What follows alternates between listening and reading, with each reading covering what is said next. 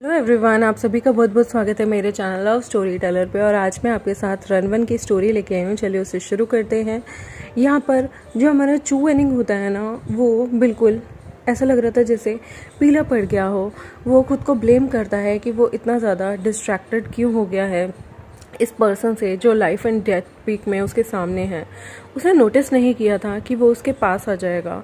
ये क्या चल रहा है, ये बच्चा कैसे यहाँ आ गया, कहाँ से आ गया। इसका लास्ट नेम तो मो है, पर इसका पूरा नाम क्या है, मोशाओ, मोजू या मोयू। और वो खुद को कंपोज करके चिल्लाना चाहता था और कहना चाहता था दूर हो जाओ, लेकिन वो सरप्राइज़ होता है और पैनिक हो जाता है और उसकी फोनिक आइज़ जो है वो हार्श होती हैं और वो एकदम से बोलता है तुम। वो अपना हाथ हटाकर उस डिसिपल्स के हाथ में ज़ोर से मारकर उसे पीछे करना चाहता था, लेकिन चू वेनिंग स्टन रह जाता है क्योंकि इसने जैसे ही अपना हाथ उठाया किसी ने इसकी रिस्ट पकड़ ली थी। वहाँ पर जितने लोग थे वो हैरान थे क्योंकि कभी किसी ने इतनी हिम्मत नहीं की थी कि वो इसके हाथ पकड़ ले। सारे के सारे फ्रोज हो गए थे, जम गए थे, एक जगह स्टन रह गए थे। तभी वो अपना हाथ खींच के वापस से उस बच्चे के हाथ पे एक चाटा मारना चाहता था, इस टीनेजर के हाथ पे, लेकिन उसे ये इनडिसेंट लग रहा था ये सारी चीज़ें करना। वो अपना हाथ हटा लेता है लेकिन उसे स्लैप नहीं करता। चू वेनिंग हेजिटेट होते हुए बोलता है ये उस लड़के से जो कि हंस रहा था, ये आपका हाथ पे क्या है। तभी चू वेनिंग देखता है कि मो वियू उससे ही बात करने लग गया, इससे पहले वो बोल पाता। फिर मो वियू हंसते हुए कहता है कि ये आपके हाथ पे क्या है, ये बहुत अच्छा लग रहा है, आप मुझे क्या ऐसी चीज़ें बनाना सिखाएंगे। यहाँ पर सबने मुझे खुद से इंट्रोड्यूस किया है पर आपने अभी तक कुछ नहीं बोला। क्या एल्डर आपके सिर में दर्द है। तभी यहाँ पर चू वेनिंग सोचता है अभी तक तो मेरे सर में दर्द नहीं था, लेकिन तुम्हें और तुम्हारी इतने क्लोज आने से मेरे सर में दर्द हो रहा है। उसे इरिटेशन फील हो रही थी कि ये गोल्डन आइज़ जो है वो उसे कैसे देख रही हैं। तभी वो अपने हाथ में जो है गोल्डन एक स्पार्क सा आता है और सबको पता होता है कि वो अपने तियानवेन को समन कर रहा है, क्योंकि जब भी चू वेनिंग क्रेजी हो जाता था तो वह तियानवेन को समन करता था। लेकिन तभी मोरन उसके दोनों हाथों को पकड़ लेता है और वो अपने दोनों हाथों को अपने हाथ से पकड़कर मोरन जो है वो इस डेंजरस सिचुएशन को और भी ज़्यादा फ्यूल अप कर देता है, मतलब आग में घी डालने जैसा काम।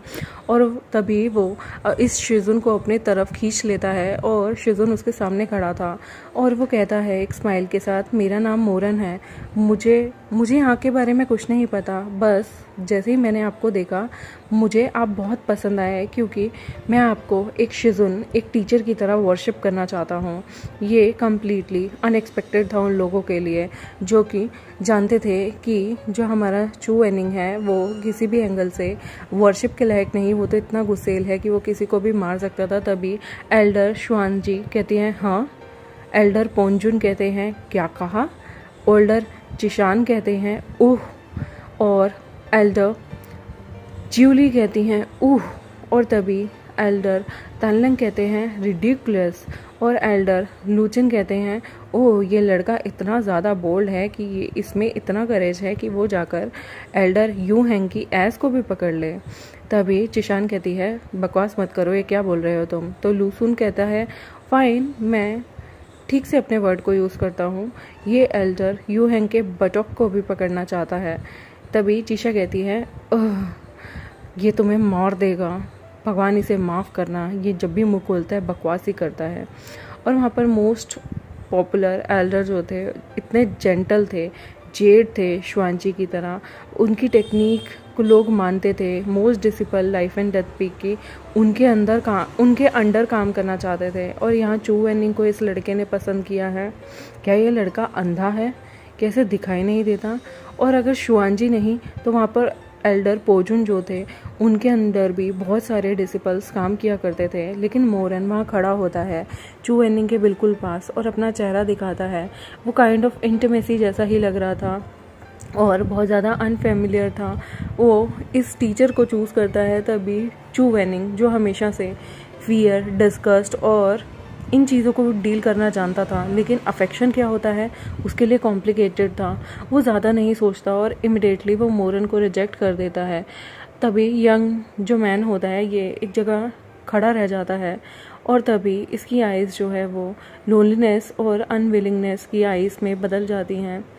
तभी मोरन कहता है आप मना भी कर देंगे तब भी मैं आपको ही चूज़ करूँगा। चू वेनिंग इस हैंडसम से फेस को देखता रह जाता है।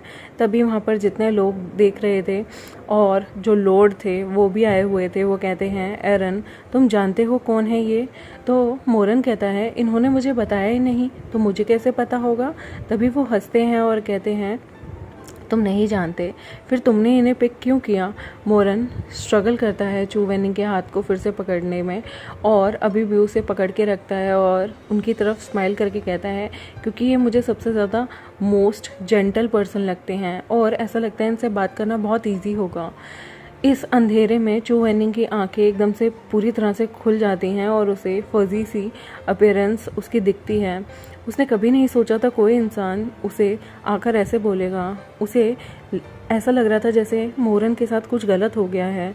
एक्चुअली वो और जेंटल कभी लाइफ एंड डेथ पीक में कभी ऐसी अच्छी बात तो किसी के मुंह से नहीं सुनी। यंग मास्टर मोरन जो है उनका लुक अलग था और यहाँ पर सारे लोग कहते हैं क्या ये बच्चा बेवकूफ़ है? चू वेनिंग जो कि अपना हाथ उठाता है और उसका फोरहेड यहाँ पर ज़ोर ज़ोर से उसके माथे पे रेखाएं आ जाती हैं। उसका शोल्डर अब हर्ट हो रहा था। उसे ऐसा लग रहा था कि वो भूखा है। उसका ड्रीम यहाँ टूट गया था मोरन से पहली बार मिलने का।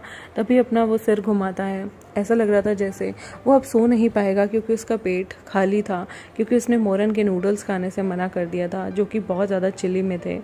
यहाँ पर वो बेड में गुस्से में था। एकदम से वो उठ के बैठता है और तभी वहाँ पर लाइट वो इंसेंस को जलाता है और काम करता है अपने माइंड को। तभी बाहर से मोरन दरवाजे पे दस्तक देता है। चू वेनिंग कुछ आंसर नहीं करता और ना ही वो उसे जाने के लिए कहता, लेकिन इस टाइम डोर खुद से खुल जाता है। चू वेनिंग ऊपर की तरफ देखता है। वो धीरे से एक मैच बॉक्स से यानी कि माचिस से हवा में आग सी लगाता है, इंसेंस को जलाता है और उसके बाद यहाँ पर चू वेनिंग ज़ोर से बोलता है चले जाओ। मोरन फिर भी अंदर आता है। उसने नूडल्स का एक बाउल पकड़ा हुआ था फ्रेश पोट में। तभी वहाँ पर खुशबू बहुत अच्छी आ रही थी। वो नूडल्स रिच तो नहीं थे, बस उनमें हरा प्याज कटा हुआ था, सिसमे सीड्स डले हुए थे, स्पेयर रिब्स थी, बॉक चोय था और स्लाइटली पोच्ड एग था। यहाँ पर चू वेनिंग जो था वो बहुत ज़्यादा हंग्री था और वो तब भी एकदम से मोरन के नूडल्स की तरफ देखता है और फिर अपना मुंह दूसरी साइड कर लेता है। मोरन कहता है मैंने इनके शेफ से कहा था कि आपके लिए एक अलग बाउल भी बना दे। चू वेनिंग अपनी आंखें नीचे कर लेता है। वो इतना तो उसे यकीन था कि मोरन ने ये नहीं बनाए। तभी मोरन कहता है कुछ खा लो, ये बॉल स्पाइसी फूड से नहीं भरा हुआ और ना ही इसमें बीफ है और ना ही बीन स्प्राउट्स हैं। ये बोलने के बाद वो वहाँ पे रख कर नूडल्स को चला जाता है और तभी वो अपोलोजाइज़ भी करके जाता है चू वेनिंग की इंजरी का। लेकिन उसका जो अपोलोजाइज़ करने का गेस्चर यही था कि वो उसके लिए नूडल्स रख के गया है। वो बस इतना ही कर सकता था। इस रूम में चू वेनिंग विंडो के पास बैठ जाता है और उसे नहीं पता वो क्या सोचे। वो अपनी दोनों बाजुओं को बंद करता है और उस बाउल की तरफ देखता है जब तक वो ठंडा ना हो जाए। फिर वो धीरे से उसकी तरफ जाता है, चॉपस्टिक उठाता है और उस कोल्ड सोगी नूडल्स को खाने लगता है, वो भी धीरे धीरे। फिर जो केस था चेन फैमिली के हॉन्ट करने का वो अब बंद हो चुका था। नेक्स्ट डे वो लोग पिक करते हैं काले घोड़े और वो वापस से जाने लगते हैं लाइफ एंड डेथ पीक की तरफ। और जब वो रास्ते में पहुंचते हैं तो स्ट्रीट में चाय की दुकानों पे या फिर चावल की दुकानों पर वहाँ पर साइडी टाउन में सारे के सारे बात कर रहे थे चैन फैमिली के अफेयर की, जो कि छोटा मोटा स्कैंडल नहीं था, बहुत बड़ा था। टाउन में हर तरफ बात हो रही थी। एक आदमी कहता है मुझे एक्सपेक्टेड नहीं था कि यंग मास्टर चैन जो हैं वो सीक्रेटली मिस लुओ से शादी कर लेंगे।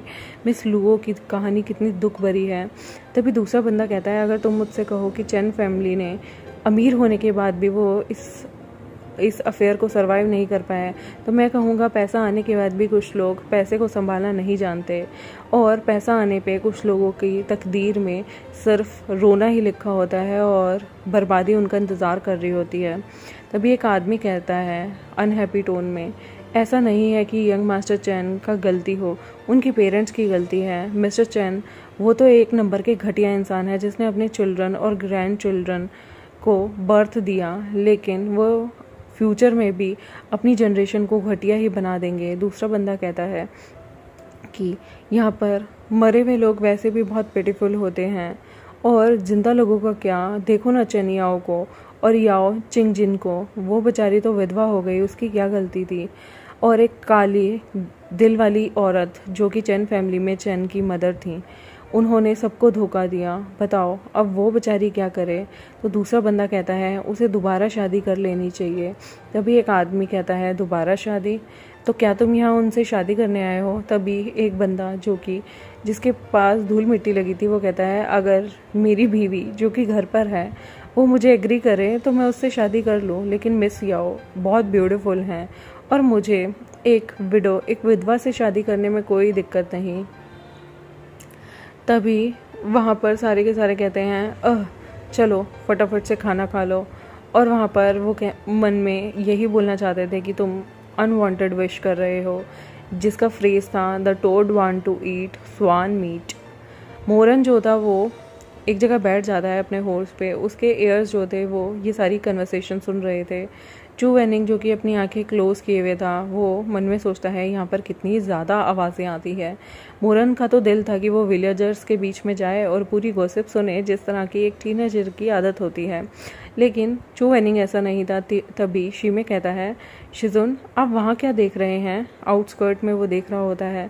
तभी वो देखते हैं कि मास्टर ऑफ सेरेमनी घोस्ट के अर्थन टेम्पल का लोग बाग ईट वगैरह इकट्ठी कर रहे थे और उसे दोबारा बनाने की कोशिश कर रहे थे। तभी शीमे कहता है शिजुन ओल्डर मास्टर जो था सेरेमनी घोस्ट का वो तो चला गया, लेकिन ये न्यू टेम्पल क्यों बना रहे हैं और ये कल्टिवेटेड इमोर्टल बॉडी को दोबारा से ये कुछ गलत करने के लिए बुलाएंगे। चू वेनिंग कहता है मुझे नहीं पता। तो यहाँ पर शीमे कहता है क्या हमें उन्हें जाकर परसुएड करना चाहिए। चू वेनिंग कहता है ये कस्टम घोस्ट मैरिज का साइडी टाउन में बहुत सारी जनरेशन से चलता आ रहा है, तो मैं इन्हें जाकर एक दो शब्द कहने से क्या ये रुक जाएंगे। तो हमें ये चीज़ें यहाँ पर लेट गो कर देनी चाहिए और आगे बढ़ना चाहिए। वो तभी उनका घोड़ा धूल उड़ाते हुए लाइफ एंड डेथ पीक की तरफ जाता है। चू वेनिंग जो कि उसके 2 डिसिपल्स उसके सामने खड़े थे माउंटेन गेट पे, तभी वो कहता है तुम लोग दानशिया हॉल में जाओ और एक्सप्लेन करो क्या हुआ। मैं कोर्ट ऑफ डिसिप्लिन में जा रहा हूँ। मोरन कहता है आप कोर्ट ऑफ डिसिप्लिन में क्यों जा रहे हैं। शीमे का जो दूसरा हाथ था वो वरिड लग रहा था। चू वेनिंग कहता है मैं अपनी पनिशमेंट लेने जा रहा हूँ। जैसे ही वो कहता है इस लाइफ एंड डेथ पीक में अगर एम्परर भी सामने खड़ा होता ना और उसने कोई गलती की है, मर्डर किया है, तब भी उसे पनिशमेंट मिलती। तो यहाँ पर जो एल्डर जिसने सेक्ट का रूल ब्रेक किया है और वो गिल्टी है एक डिसिपल की तरह, तो वो कैसे अपनी बातों को खाली जाने देता। इनफैक्ट एल्डर अगर यहाँ पे रूल ब्रेक करते हैं तो वो एक अपोलॉजी लेटर लिख देते हैं, लेकिन यहाँ पर ये कितना फूल है जो कि इजीली डजन ऑफ स्टिक यानी कि बहुत सारे डंडे अपने शरीर पे खाना चाहता है। तभी चू वेनिंग जो है एक्सप्लेन करता है एल्डर जीलू को, जो कि एकदम हरा पीला हो जाता है। तभी वहाँ पर आवाज़ आती है नो एल्डर यूहन, आपको सच में लगता है कि आप ऐसे क्लाइंट को बेयर कर सकते हैं। चू वेनिंग कहता है यस। तो वो कहता है आपको, तो फिर चू वेनिंग एकदम से उसकी तरफ घूर के देखता है और यहाँ पर जो जीलू था वो चुप हो जाता है। फिर वो कहता है अकॉर्डिंग टू लॉ मैंने रूल ब्रेक किया है और पनिशमेंट जो है वो 200 कैन स्ट्राइक होती हैं। तभी वहाँ पर वो बंदा कहता है कि हाँ लॉ के अकॉर्डिंग रूल तो ब्रेक हुआ है और पनिशमेंट 200 कैन स्ट्राइक होती हैं। आपको वुहान टेम्पल के नीचे 7 दिन तक घुटनों पे बैठना होगा और आपको मना है पूरे 3 मंथ तक बाहर जाना इस ग्राउंड से। चू वेनिंग कहता है ठीक है मेरे पास कोई डिफेंस नहीं है, मैं आपकी पनिशमेंट को एक्सेप्ट करता हूँ। एल्डर जीलू उसकी तरफ देखता रह जाता है और यहाँ पर वो अपनी फिंगर को हुक करता है। डोर जो कोर्ट ऑफ डिसिपल था वो बंद होता है क्लैंग आवाज़ से और सारे के सारे चुप हो जाते हैं। चू वेनिंग कहता है इसका क्या मतलब है। तभी वहाँ पर वो एल्डर कहता है एल्डर यू हैंग, ऐसा नहीं है कि मैं नहीं समझता ये रूल्स को और उसके कॉन्सिक्वेंसेस को, लेकिन आपको ये सब नहीं करना चाहिए, मैं कंसर्न हूँ आपको लेके, और इस मैटर को फिनिश कर देते हैं, भूल जाते हैं। अगर मैंने आपको मारा तो लॉर्ड एंग्री हो जाएंगे मेरे साथ, और उन्हें पता चल गया तो चू वेनिंग जो है वो उसकी बातों को नहीं सुनता और कहता है मैंने बहुत सारे पीपल को अकॉर्डिंग टू लॉ होल्ड किया है, और मैं खुद भी चाहता हूँ कि मुझे लॉ के अकॉर्डिंग ही सज़ा हो। और वो घुटनों के बल बैठ जाता है हॉल में, और वो वहाँ पर एक प्लेग को, जो कि सेट ऑफ रूल्स थी, उसे देखता है और कहता है मुझे पनिश करो। आगे देखने में मज़ा आएगा कि क्या चू वेनिंग को पनिशमेंट मिलती है, और मिलती है तो क्या कोई उसे रोकने आएगा या नहीं। तो तब तक के लिए मेरे साथ जुड़े रहें। थैंक यू वेरी मच अपना प्यार और सपोर्ट देने के लिए। मैंने सुबह सुबह जो है हमारी नोना बेबी का पार्ट शेयर कर दिया है, और कॉर्टेजन वी का पार्ट शेयर कर दिया है। मैंने नया ड्रामा BLB शेयर कर दिया है। आई होप आपको वो पसंद आए। Thank you very much, bye.